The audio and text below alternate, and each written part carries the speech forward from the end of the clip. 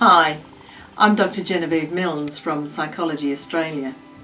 In this session, I'll be talking about pathological gambling. Not everyone who gambles is a pathological gambler. In social gambling, people can have a bit of fun with friends and colleagues by gambling for short periods of time with strict predetermined limits on the amount spent or lost. Some examples of social gambling include the office footy tipping competition, the office sweep at the Melbourne Cup and a charity raffle. In professional gambling, people limit their risks and apply rigid discipline to the amount of money gambled. An example of this may be a person who puts aside a strict amount for gambling from the budget. There are also some people suffering from manic episodes where excessive amounts of money are spent, but as soon as they are removed from the gambling facilities, they do not have any more trouble with gambling.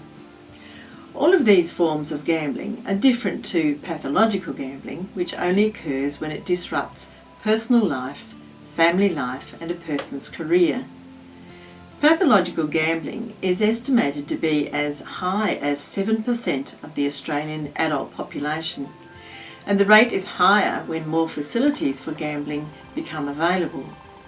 There are some cultural variations on the type of the game, from outback 2-up to city casinos, from cockfights to boxing matches, and extending to just about anything that can be predicted. Overall, there are twice as many men with the disorder. They typically start in early adolescence and make up over 90% of the people in Gamblers Anonymous. The pathological women gamblers begin when they are older. They're inclined to be depressed and gamble to escape life. Gamblers develop the pathology slowly, becoming more and more regular and wagering larger and larger amounts of money. There is also a tendency for more children of pathological gamblers and parents with substance abuse to develop the same symptoms than the general population, as well as a risk factor for people with ADHD.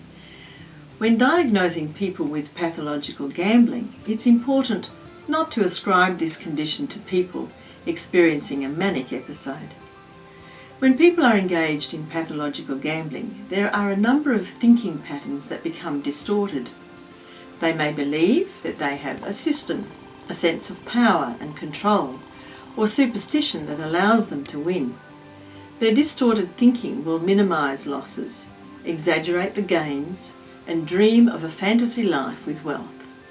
They will deny the reality of loss and the increasing tensions caused by their addiction. Frequently, pathological gamblers will be highly competitive, overly concerned with the approval of others, energetic but easily bored binge workers who leave everything to the last minute, and prone to stress. When they win, they tend to be overgenerous and ostentatious, but when they lose heavily, there's a risk of suicide and self-harm. Len can still remember the thrill of his first big win in gambling. He had been to the casino with some fellow student friends for a bit of fun, and much to his surprise had won a large amount of money. He returned the next week, and though he lost some money, he decided to keep going because there wasn't too much else that was exciting in his life. Over the next few years, Len spent quite a bit of money on gambling. Sometimes he would win, and when he did, he felt great. He would come home and spend money on his friends and family to show them how much he had made gambling. However, Len was slowly going backwards because he was bidding bigger and bigger bets and tried to give it up, especially when he met a good girl and got married and became an accountant. Whenever he tried to give up gambling, he found that he got really irritable because he missed the high excitement of bidding the high stakes. So he returned to the casino. After losing large amounts of money, Len would beg a loan from his parents by making up a story about waiting for an overdue client payment.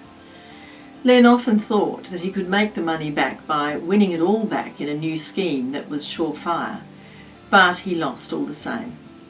To cover up all the losses, Len worked out a scheme of borrowing money from work so that he could win the money back. He told himself that when he won, all of his troubles would be over.